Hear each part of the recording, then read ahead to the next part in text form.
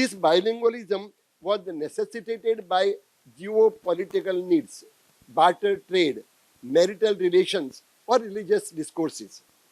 However, of late the trend is changing.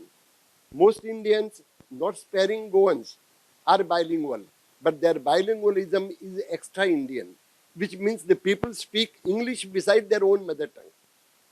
Because of this colonial imposition over a long period, then our master's language has become the second language of expression, rather communication. Of course, there is nothing wrong in it. Rather, it is an added feather in our cap. It has enriched our linguistic culture. Yet, I feel sorry to state that 61 years back, when Goa was liberated in 1961, the then prevailing dominant language, Portuguese, the language of the administration, was simply renounced overnight.